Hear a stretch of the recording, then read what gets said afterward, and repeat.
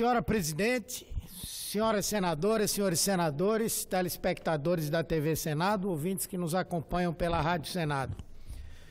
Estivemos ontem lá no Tuca, num grande evento, um evento dos mais emocionantes que eu já vivi na minha vida, com a presença de centenas de artistas, intelectuais, líderes sociais, religiosos, pela virada democrática que vai levar Fernando Haddad à presidência da República.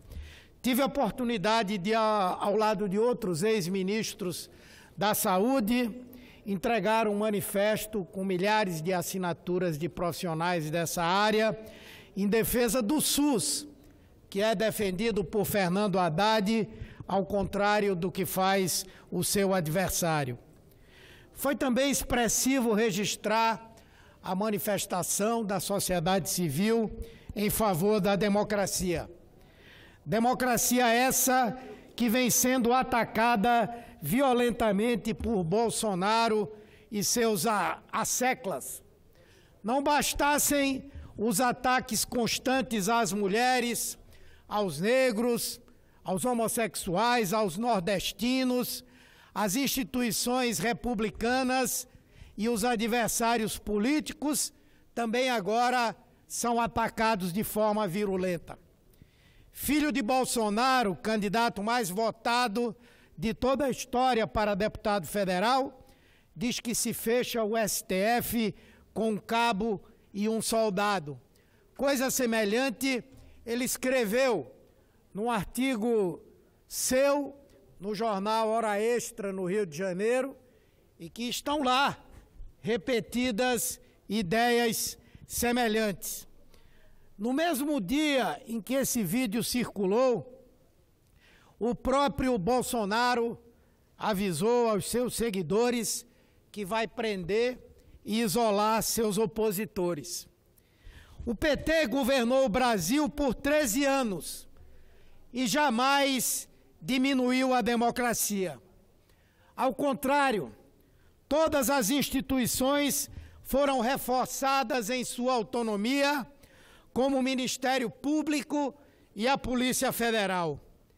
Demos o maior arcabouço jurídico da história de combate à corrupção e em favor da transparência. O que se vê agora é completo desrespeito ao Congresso, ao Judiciário, ao Ministério Público, à imprensa e aos adversários políticos.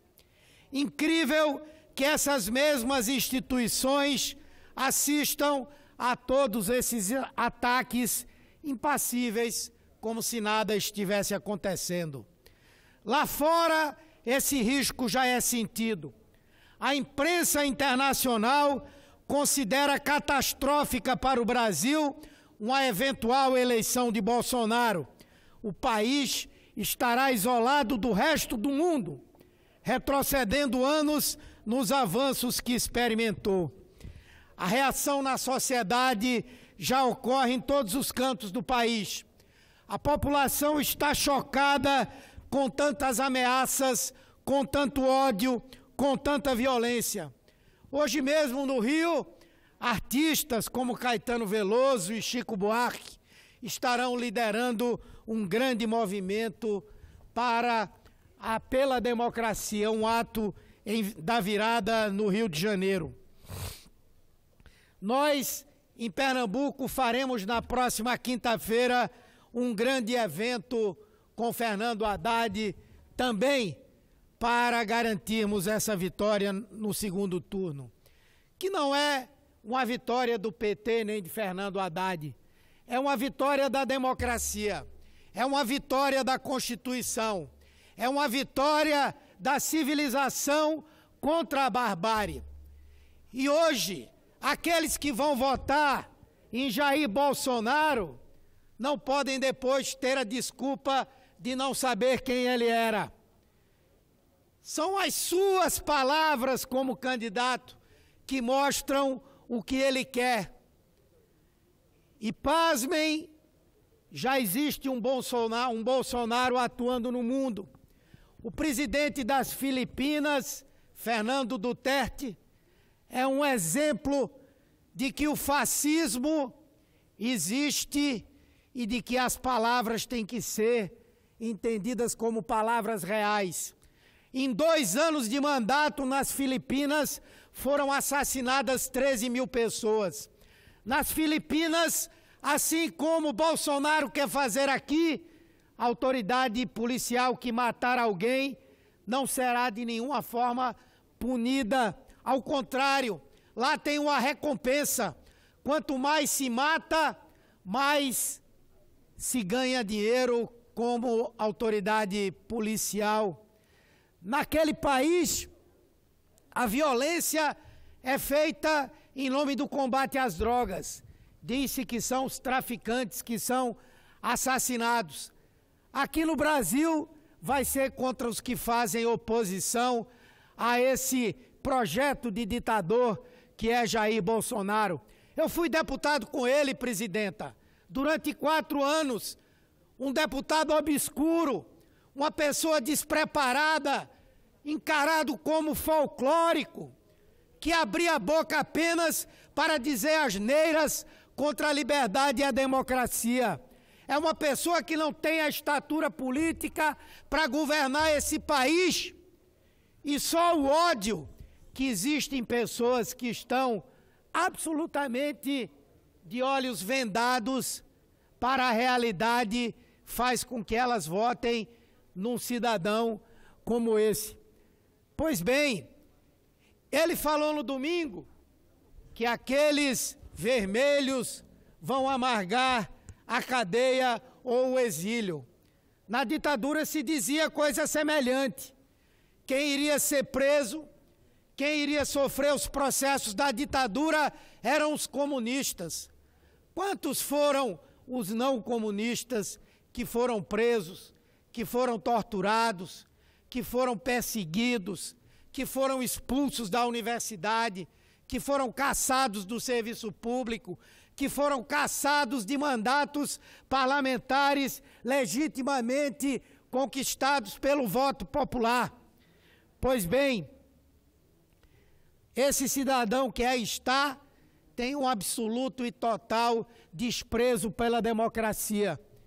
E enquanto não é tarde, restam-nos 4 dias para a realização da eleição. E cada eleitor brasileiro vai ter que fazer uma escolha no próximo domingo. Nós vamos votar pela liberdade, pela democracia, pelo respeito aos direitos humanos, às pessoas desse país, ou nós vamos dar um cheque em branco a um lunático, a uma pessoa que o próprio general Geisel o considerou como sendo um mau militar, uma pessoa que tinha posições mais radicalizadas do que os ditadores daquela época de 74, 75, 76. Como pode o Brasil, a não ser que esteja dominado por um verdadeiro transe, eleger alguém com essas características e que é assessorado por quem nós estamos vendo, quem os assessora? O ódio ao PT não pode ser justificativa para aqueles que dizem defender a democracia se esconderem e, ou por temor, ou por outra razão qualquer que seja, estarem sufragando essa proposta que é o fim da democracia no nosso país. Muitos comentaram que nós vivemos nessa eleição o fim da nova república, mas poderemos estar vivendo o fim de todas aquelas conquistas que foram obtidas com muita luta pelo povo brasileiro, a luta dos que foram mortos, a luta dos que foram torturados, a luta dos que foram perseguidos na ditadura militar, para agora, pelo voto, nós colocarmos no poder pessoas que pensavam da mesma maneira. Eu quero concluir aqui a minha fala agradecendo ao povo de Pernambuco, que me reconduziu a esse Senado, me dando 1.700.000 votos, me colocando, inclusive, como o senador mais votado daquela eleição. E eu quero aproveitar aqui para reafirmar o meu compromisso de aqui no Senado, em nenhum momento, em nenhuma hora, em nenhum segundo, abrir mão das minhas convicções democráticas e do desejo de democracia do povo de Pernambuco, da sua tradição histórica e libertária, que nós vamos, se Deus quiser, mantê-la num governo, sob um governo democrático, um governo de conciliação nacional. Mas se a história quiser, e os covardes assim quiserem, que o eleito seja esse tresloucado, podem ter certeza que dessa tribuna aqui eu estarei para defender a liberdade, a democracia e denunciar o autoritarismo que em escala virá no nosso país, caso esse cidadão vença a eleição. Muito obrigado.